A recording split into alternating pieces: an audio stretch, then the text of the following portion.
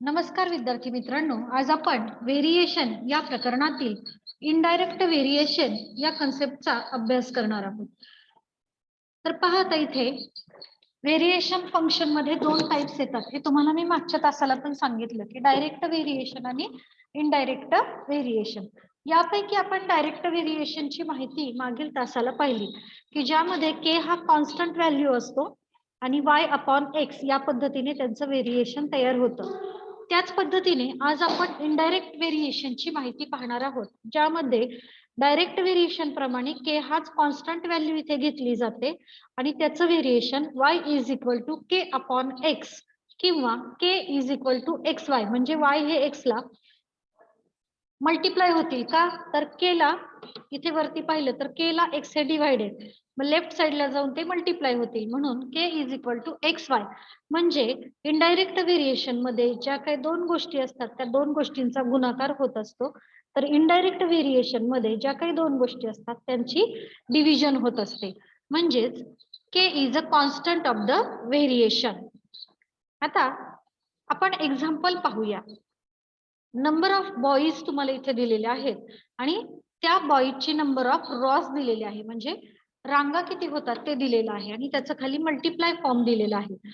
Indirect variation मध्ये multiplication होत असतं, म्हणजेच जर एका ओळीमध्ये 40 विद्यार्थी असतील आणि अशा 6 ओळी करायच्या असतील, if the number of boys 40 and number of rows is 16, मग किती अंक तयार होईल आपला, तर 40 multiply 6 is equal to 240 children in 6 rows, म्हणजे 6 रॉज मध्ये 240 विद्यार्थी उभे राहू शकतील.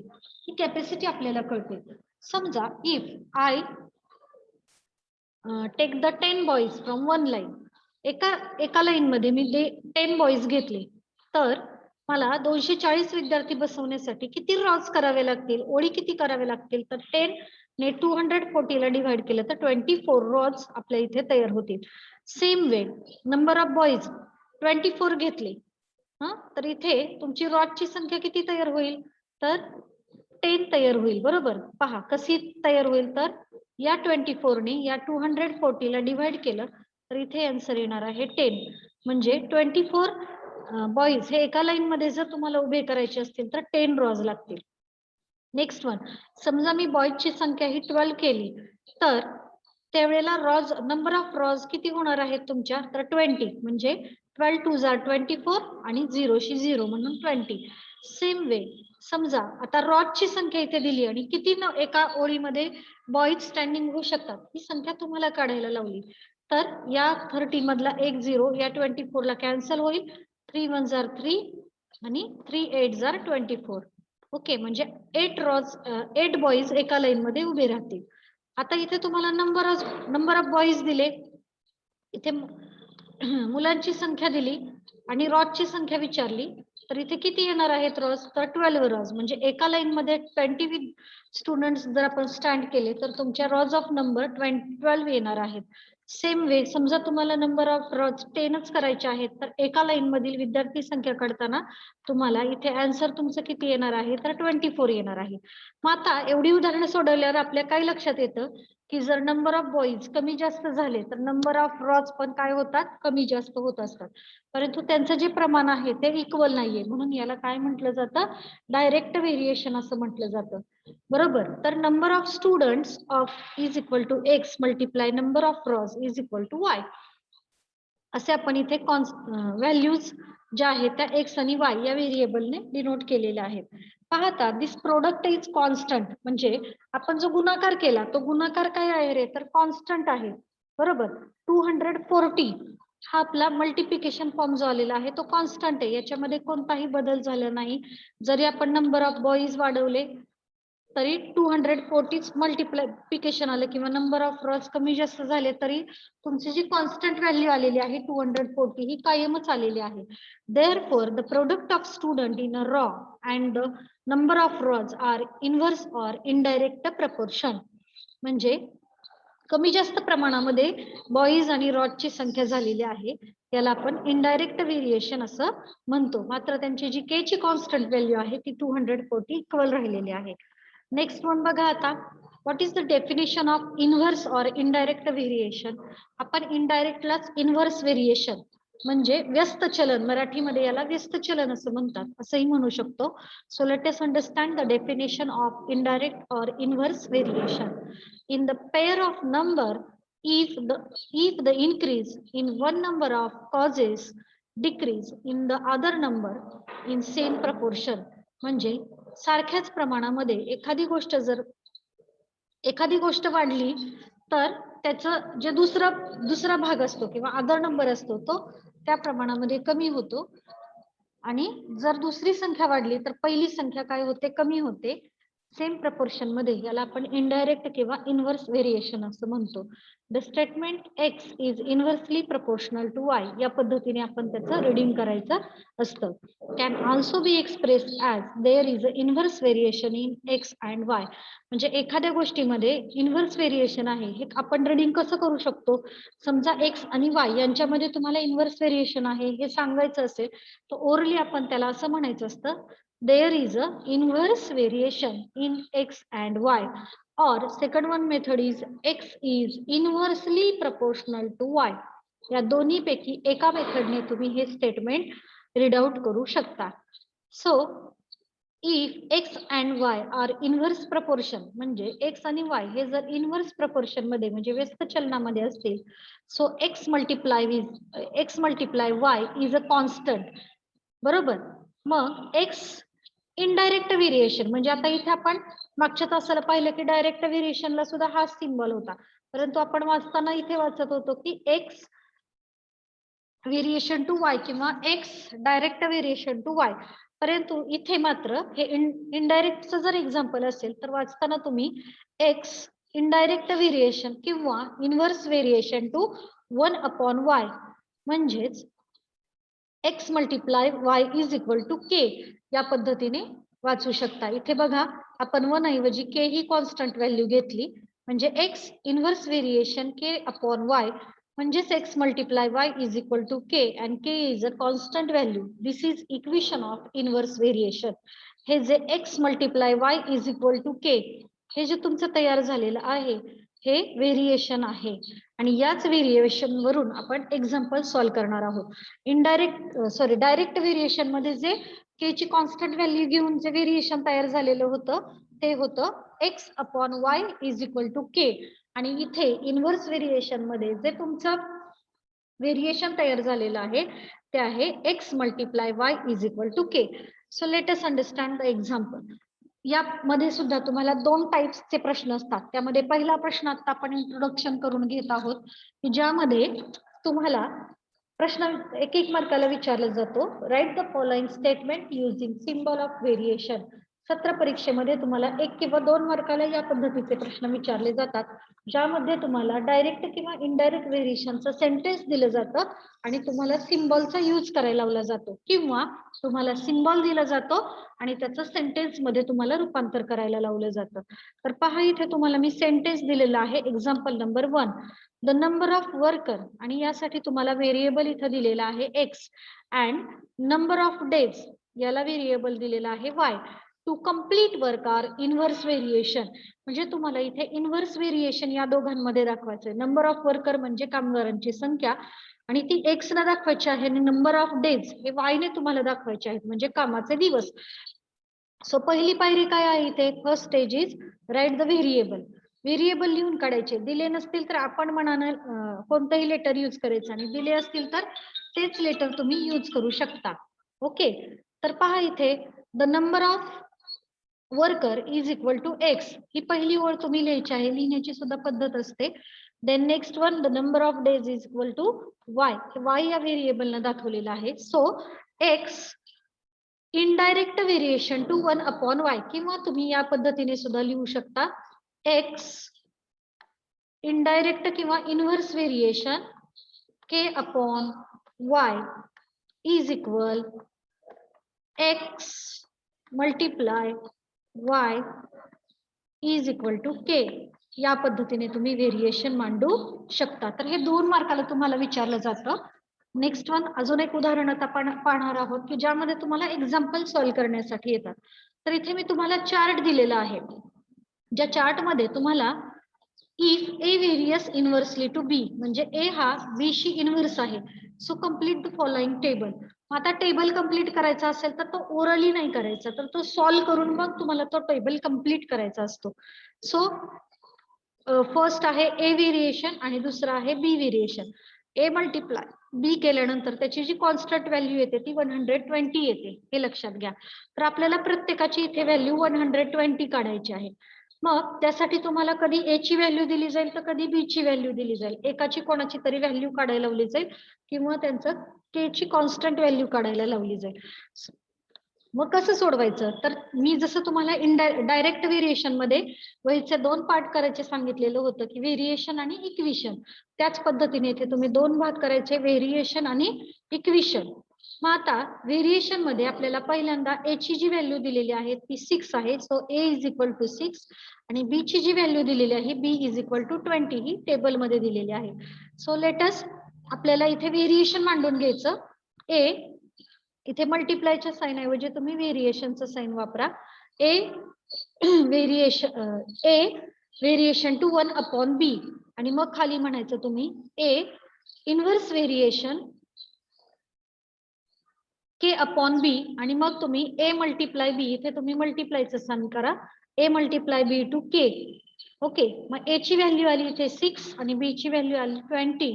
20 मल्टिप्लाय 6 झाले 120, म्हणजे के या कॉन्स्टंटची व्हॅल्यू जी आलेली आहे ती 120 आली, जी आपल्याला इथे ऑलरेडी दिलेली आहे, परंतु व्हेरिएशन साठी आपल्याला ही प्रत्येक वेळेला मांडायची आहे. देन नेक्स्ट वन पहा. आता इक्वेशन म्हणजे काय, तर आपल्याला पुढचा जो चार्ट आहे त्या चार्ट मधले व्हॅल्यूज फाइंड आउट करायचे आहेत. तर पहा इथे ए ची व्हॅल्यू तुम्हाला 12 दिलेली आहे आणि इथे बी ची व्हॅल्यू तुम्हाला काढायची आहे. So a is equal to 12 आणि b is equal to question mark. मग याचं व्हेरिएशन आपण इथे मांडलं की a multiply b is equal to k. आता ए ची व्हॅल्यू इथे दिली 12, जी आपण लिहिली, बी ची व्हॅल्यू आपल्याला काढायची. So 12 multiply b is equal to 120. Left साइडला 12 हे मल्टिप्लाय आहेत, राईट साइडला जाऊन ते डिवाइड होतील. So b is equal to 120 upon 12. मग या 12 1 जार 12 आणि 12 1 जार 12 येणार, आणि पुढे हा 0 येणार, म्हणजे बी ची तुमची कॉन्स्टंट जी व्हॅल्यू आली ती 12 येणार आहे. आणि मग तुम्ही या पद्धतीने काढून ती इथे भरायची आहे. नेक्स्ट वन एक्झाम्पल सोडवताना म्हणजे तुम्हाला 50 इथं ए इज इक्वल टू 50 दिलेला आहे, तुम्हाला बी ची व्हॅल्यू काढायची आहे आणि तुमच्या कॉन्स्टंटची व्हॅल्यू ए मल्टिप्लाय बी ची जी येणारी व्हॅल्यू ती इथे काढायची. आता हे एक्झाम्पल सोडवताना तुम्हाला लेफ्ट साइडला जसं मी व्हेरिएशन मांडलेलं आहे तसंच्या तसं व्हेरिएशन तुमचं प्रत्येक उदाहरण सोडवताना लेफ्ट साइडला येणार, म्हणजे के ची कॉन्स्टंट व्हॅल्यू 120 येईल, ती तुम्ही लेफ्ट साइडला पुन्हा एकदा सोडवल्यानंतर इथे लिहायची आहे 120. ओके, नेक्स्ट वन तुम्हाला काय करायचं आहे, तर तुम्हाला बी ची व्हॅल्यू काढायची आहे. हा, तर बी ची व्हॅल्यू काढताना तुम्ही इथे ए इज इक्वल टू काय लिहिणार आहात, तर क्वेश्चन मार्क लिहिणार आहात, आणि बी इज इक्वल टू तुम्ही ए इज इक्वल टू 12 लिहिले, तसं आता पुढचं सोडवताना ए इज इक्वल टू 15 लिहिणार आहात, 15 लिहिणार आहात, आणि b is equal to question mark लिहिणार आहात, आणि मग इथे 15 मल्टिप्लाय पुन्हा बी इज इक्वल टू 120 आणि डिवायडेशन करून जे काही तुमचं आन्सर येईल ते तुम्ही इथं लिहायचं आहे. नेक्स्ट वन पहा. याच एक्झाम्पल मध्ये तुम्हाला आता मी बी ची व्हॅल्यू दिलेली आहे. जसं इथे मी तुम्हाला 15 ची व्हॅल्यू ओरली सांगितली, तसं आता इथे तुम्हाला बी ची व्हॅल्यू 4 दिली आहे आणि तुम्हाला ए ची आणि ए मल्टिप्लाय बी ची व्हॅल्यू इथे फाइंड आउट करायची आहे. बघा, म्हणजे पुन्हा आपल्याला व्हेरिएशन मांडायचं आणि राईट साइडला इक्वेशन मांडायचं. प्रत्येक वेळेला व्हेरिएशन असणं गरजेचंच आहे. So a is equal to 6 आणि बी इज इक्वल टू 20. असं काही नाही की तुम्ही हीच 6 आणि 20 व्हॅल्यू घेतली पाहिजे. तुम्ही जर इथली व्हॅल्यू शोधली ए ची 12 आणि बी ची मग अशी आपण शोधलेली होती पहा इथे 10, तर ही व्हॅल्यू सुद्धा तुम्ही इथं घेतली तरी चालेल. 6 आणि 20 घ्यावेत असं प्रत्येक वेळेला काही हरकत नाही. So a inverse variation 1 upon b a multiply b is equal to k, हे झालं आपलं व्हेरिएशन. आणि त्या व्हेरिएशन मध्ये आता व्हॅल्यूज पुट आउट करायच्या. So 6 multiply 20 is equal to k. So k ची जी कॉन्स्टंट व्हॅल्यू आहे ती आली 120. नेक्स्ट वन आता आपल्याला इक्वेशन मांडायचं. मग इक्वेशन मांडताना काय, तर इथे आपल्याला ए ची व्हॅल्यू दिलेली नाही. So a is equal to question mark आणि बी इज इक्वल टू 4 दिलेले आहेत. आपण इथे 120 ही के ची व्हॅल्यू कॉन्स्टंट काढलेला आहे. आता ए आपल्याला माहित नाही, बी ची व्हॅल्यू 4 आहे. So a multiply 4 is equal to 120. आता ए हे ए ला 4 हे मल्टिप्लाय आहेत, राईट साइडला जाऊन डिवाइड होतील. So b is equal to 120 upon 4. 4 1 जार 4, 4 3 जार 12 आणि 0 शी 0, म्हणजे बी ची जी व्हॅल्यू तुमची आलेली आहे ती 30 आलेली आहे. तर अशा पद्धतीने तुम्ही मग चार्ट भरू शकता. तर अशी तीनही एक्झाम्पल आपल्याला वहीमध्ये लिहायचे आहेत. नेक्स्ट वन, थोडस वेगळं एक्झाम्पल इथे मी तुम्हाला सॉल्व्ह करून दाखवलेलं आहे पहा, ज्यामध्ये a inverse variation 1 upon in square root sign b. आता लक्षात घ्या की मी इथे इनव्हर्स व्हेरिएशन का म्हटलं, जर डायरेक्ट व्हेरिएशन असेल तर डायरेक्ट ए डायरेक्ट व्हेरिएशन बी के येतं, म्हणजे बी मल्टिप्लाय के येतं. पण इनव्हर्स व्हेरिएशन असेल तर त्याची मांडणी या पद्धतीने येते, a inverse variation 1 upon in square root sign b किंवा 1 अपॉन बी या पद्धतीने येत असते, ज्याला आपण के अपॉन बी सुद्धा म्हणतो. म्हणजे इथं ओळखायचं कसं हे तुम्हाला सांगितलं की डायरेक्ट व्हेरिएशनचं उदाहरण आहे का इनडायरेक्ट व्हेरिएशनचं उदाहरण आहे. नेक्स्ट वन, आता तुम्हाला इथे ए ची व्हॅल्यू दिलेली आहे 40 आणि बी ची व्हॅल्यू दिलेली आहे 60.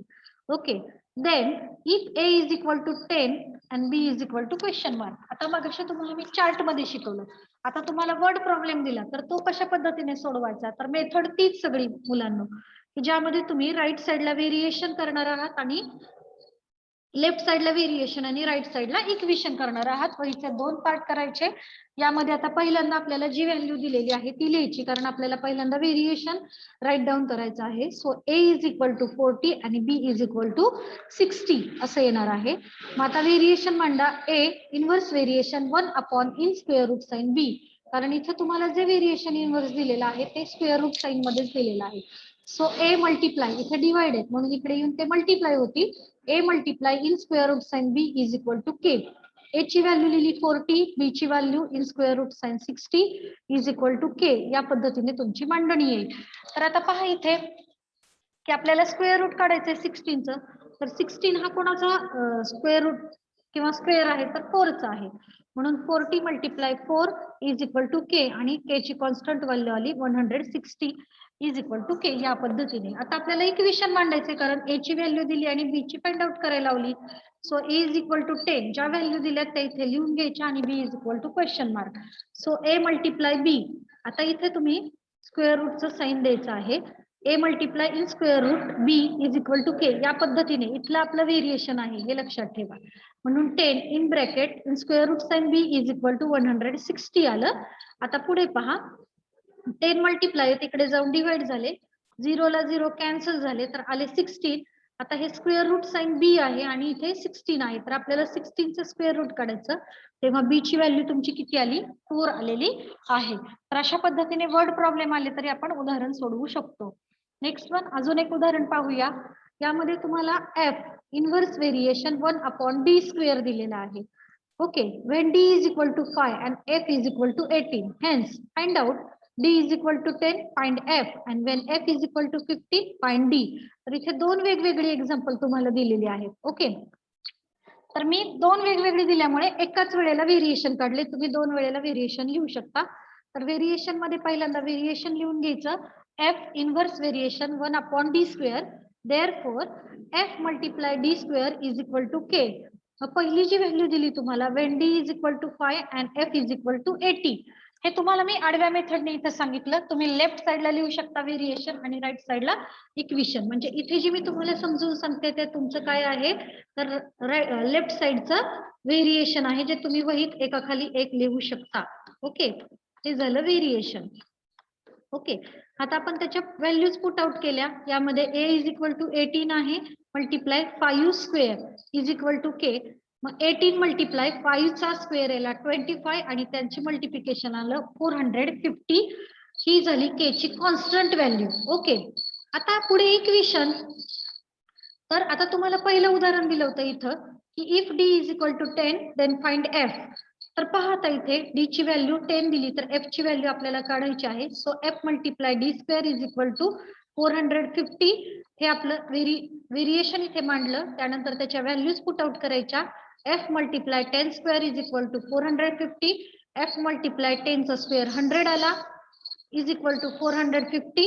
आता एफ हे मल्टिप्लाय आहेत 100 ला, इकडे येऊन काय होतील तर डिवाइड. म्हणजे तुमचं इथे एक स्टेप तुम्ही वाढवू शकता की इथे 400 15/100 होणार, म्हणजे 100 हे डिवाइड होणार इकडे येऊन. तर इथे 0 ला 0 काय झाले, कॅन्सल झाले, आणि इथे 1 वर 1 शून्य, तो जर आपण वर लिहिला तर f is equal to 4.5 decimal इतका आन्सर, डेसिमल मध्ये आपलं आन्सर येणार आहे.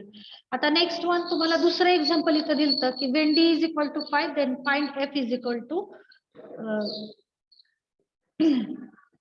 आपल्याला पुढे दुसरं एक्झाम्पल सोडवायचंय ज्यामध्ये f इज इक्वल टू 15 दिलेले आहेत आणि d ची व्हॅल्यू तुम्हाला इथे पुट आउट करायला लावली.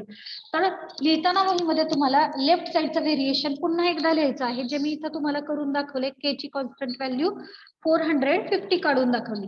आता पहा इथे f इज इक्वल टू 50 आणि d is equal to question mark असं दुसरं एक्झाम्पल लिहिलं आपण. व्हेरिएशन आहे असं राहणार f multiply d square is equal to 450.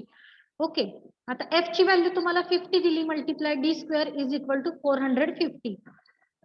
आता हे मल्टिप्लाय आहे, तिकडे येऊन काय होतील, डिवाइड. तर इथे एक तुम्ही स्टेप वाढवू शकता वहीत लिहिताना की 450 अपॉन इथे 50. ओके, तर 0 ला 0 कॅन्सल जरा, 5 1 जार 5, 5 9 जार 45, म्हणजे 5 9 45. So d square is equal to 9.